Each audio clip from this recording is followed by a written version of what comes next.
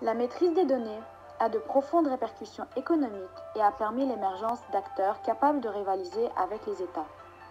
Elle est également un enjeu géopolitique et les stratégies nationales déployées par les États eux-mêmes entrent en concurrence. Le cyberespace a ceci de particulier qu'il est le seul espace stratégique créé de la main de l'homme. Ce monde immatériel apparaît comme un monde à conquérir ou, à minima, dans lequel exercer sa puissance, au même titre que le monde matériel, d'abord terrestre puis maritime et enfin aérien, a été pendant des siècles le lieu d'affrontement pour la suprématie. Le lieu de ces confrontations est désormais en grande partie immatériel et situé hors des frontières physiques des États, dans un espace sans territoire, mais non sans matérialité. Le cyberespace désigne alors le monde virtuel dans lequel on se plonge lorsqu'on touche à un réseau informatique et surtout à Internet, le réseau des réseaux. Cependant, ce dernier représente de nombreuses menaces au niveau économique, politique et stratégique qui peuvent être potentiellement très déstabilisatrices pour les populations et pour les États.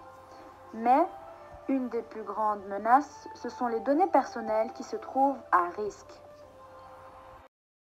Des données personnelles menacées, les effets de l'affaire Cambridge Analytica et du cyberespace chinois. Bonjour à tous chers auditeurs, bienvenue dans un nouveau podcast de Bonjour le Monde. Pour entamer ce nouveau débat, aujourd'hui nous avons le plaisir d'accueillir Madame Juliette Lupin, professeure à l'INALCO, Dimitri Yukov, expert en informatique et chercheur en technologie, Pascal Dupont, diplomate, ainsi que Fei Xinchang, journaliste et écrivaine de La Chine, nouvelle première puissance économique. Bonjour mesdames et messieurs. Bonjour, merci à vous de nous avoir accueillis. Bonjour, bonjour. Bonjour. Bonjour. Pour commencer, qu'est-ce que c'est l'affaire de Cambridge Analytica? Pouvez-vous nous en parler, monsieur Pascal? Bien sûr. Alors, pour commencer, il faut savoir que Cambridge Analytica était une société de publication stratégique, combinant des outils d'exploration et d'analyse des données. Cette société spécialisée en politique américaine fut créée en 2013. Et elle était dirigée par Alexandre Nix, qui est maintenant suspendu, et elle est investie par des investisseurs républicains tels que Robert Mercer, milliardaire américain, et Steve Bannon, ancien conseiller stratégique de Trump. Elle joue un rôle majeur dans l'influence politique. Elle a donc pour but d'influer afin de rapporter le plus de votes à un parti. Cette entreprise utilise sa puissance de données pour convaincre les Américains. La force de cette entreprise, c'est les données, et donc les datas. Et la plateforme de Facebook en regorge massivement. Intéressant. Quel a été son rôle? Que s'est-il réellement passé, monsieur Yukov? Cette entreprise a participé à la campagne électorale de Donald Trump pour la présidentielle américaine en 2016. La CA a réussi à influencer et à changer d'avis à des personnes du côté du camp démocrate qui étaient avec Clinton afin de passer à l'autre camp avec Trump. Ils ont été accusés pour prélèvement de données d'une dizaine de millions d'utilisateurs de Facebook, et plus précisément 87 millions. Cambridge Analytica a exactement scanné le type de personnes qu'ils veulent viser. Et seulement 3 États clés ont été choisis: le Wisconsin, Michigan et la Pennsylvanie. Ces 3 États vont être bombardés d'influence politique par des publicités Facebook Dark Post, afin de les faire changer d'avis. Il en suffit de changer les données de l'élection.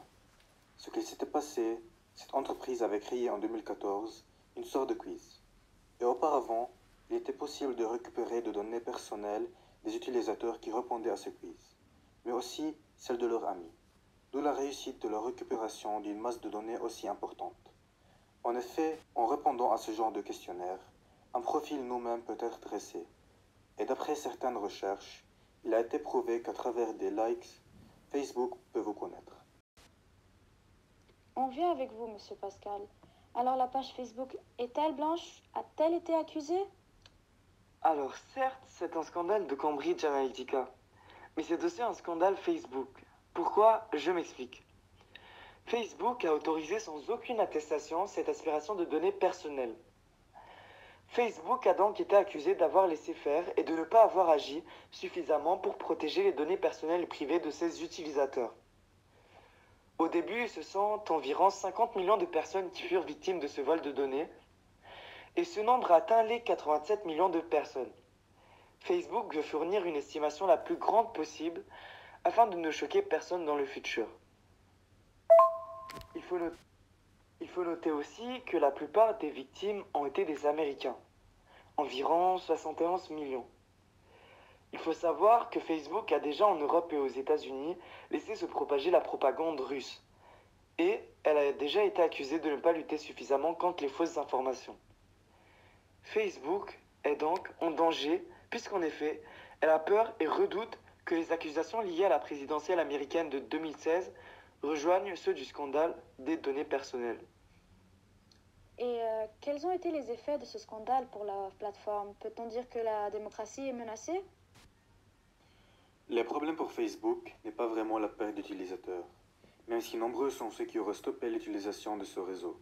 Cependant, depuis le 16 mars, date du scandale, l'action de la compagnie ne cesse de chuter, coûtant très cher au groupe.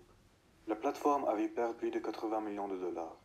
De même, le réel problème pour le PDG de cette entreprise et pour la plateforme est la pression politique, qui s'abat sur le réseau depuis que cette affaire a pris une grande ampleur. Ce problème ne se limite pas qu'à Facebook, mais atteint aussi la démocratie elle-même, en causant de graves problèmes. On se rend compte de la limite de la collecte massive de données, comme le fait Facebook par exemple, et on voit nettement que comment ces données peuvent être captées et facilement détournées de leur usage initial. Elles peuvent être utilisées afin de mener des campagnes d'influence ciblées, ce qui peut en période électorale lors d'une élection ou autre donner naissance à un changement de situation.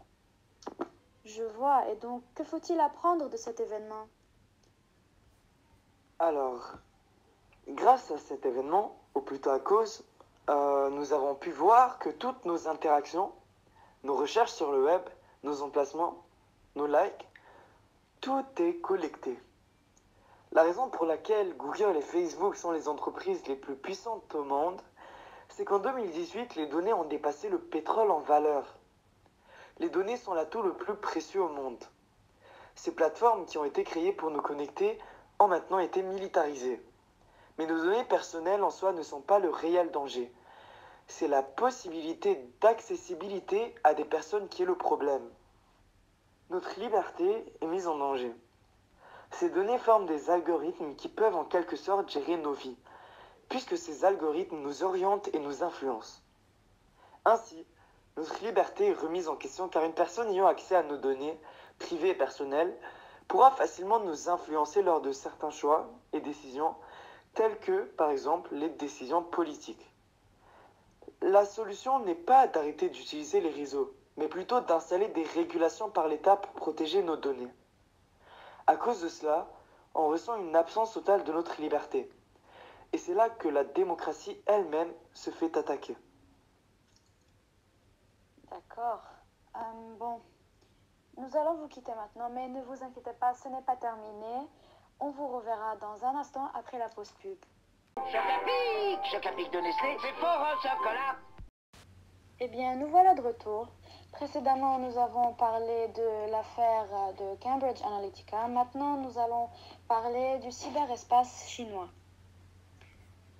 D'après ce qu'on dit, la Chine est-elle aussi développée dans le cyberespace, Madame Fay? Des pays comme l'Iran, la Russie, l'Israël, les États-Unis et surtout la Chine utilisent le cyberspace. Pays très développé, innovateur et producteur, la Chine est un pays qui a beaucoup d'internautes, en particulier dans le domaine mobile.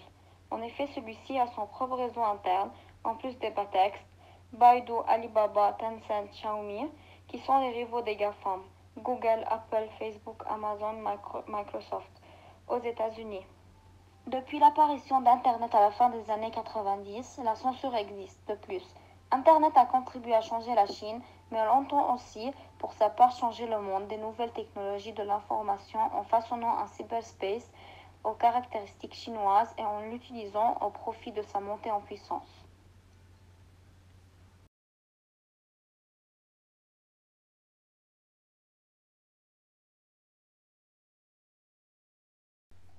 Et que peut-on donc dire du développement d'Internet, Madame Lupin? Entre 2008 et 2018, l'accès à l'Internet en Chine est passé de 300 à 802 millions d'usagers, soit 57,7% de la population. Là où le cyberspace induit la libre circulation des contenus et la liberté d'expression, l'Internet chinois constitue un réel paradoxe. La Chine s'est bâtie ces 2 dernières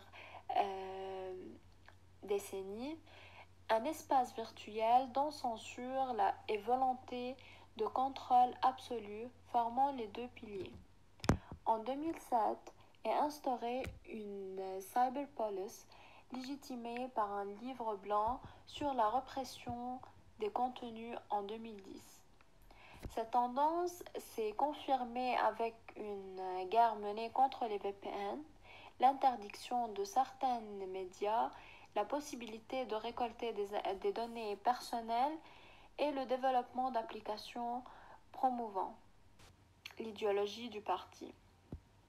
Plus qu'un espace informatique classique, l'Internet chinois est un Internet géant, un réel sinon net.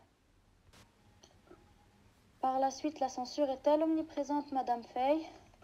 Certains États comme la Chine exercent le contrôle des données par la censure, sujet interdit, condamnation, ou en important leur propre outil numérique. Le moteur de recherche de Baidu assure 77% des recherches chinoises sur Internet contre 1,7%. En effet, pour maintenir le statu quo politique et social, l'État chinois contrôle l'information et censure Internet avec son Great Firewall. La Chine veut à la fois se protéger des influences extérieures et des risques intérieurs, en filtrant toute information nuisible.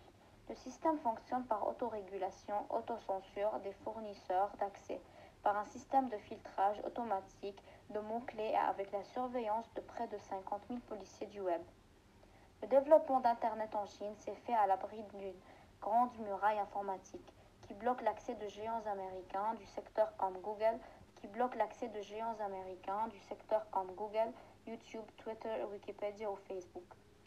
Jugés menaçants par le parti au pouvoir, ces sites ne sont pas accessibles sans recours à un réseau virtuel VPN, Virtual Private Network.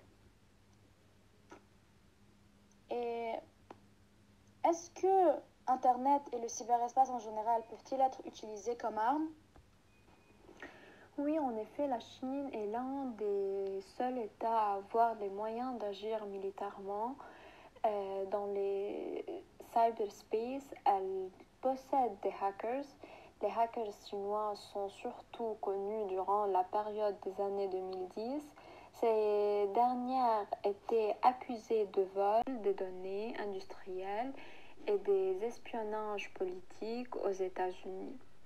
L'ampleur de piratage a abouti à la fin à des négociations entre la Chine et les États-Unis et un code de conduite dans le cyberespace a été négocié. Merci. Enfin, certains États exercent leur contrôle sur le cyberespace afin d'affirmer leur souveraineté. En contrôlant les données des habitants et en pratiquant une surveillance extrême, nous avons vu comment nos données peuvent être accessibles à n'importe quelle personne. La liberté est donc remise en question, ainsi que le concept même de la démocratie. Mais n'y a-t-il pas de solution afin de pouvoir protéger toutes ces données et donc protéger la démocratie? Nous verrons ça la prochaine fois. Eh bien voilà, c'est terminé pour aujourd'hui. Je remercie nos experts pour nous avoir fait part de ces nouvelles ainsi que notre équipe. Merci à vous, très chers auditeurs, et n'oubliez pas de nous rejoindre tous les vendredis à 18h dans un nouveau podcast de Bonjour le Monde. À bientôt!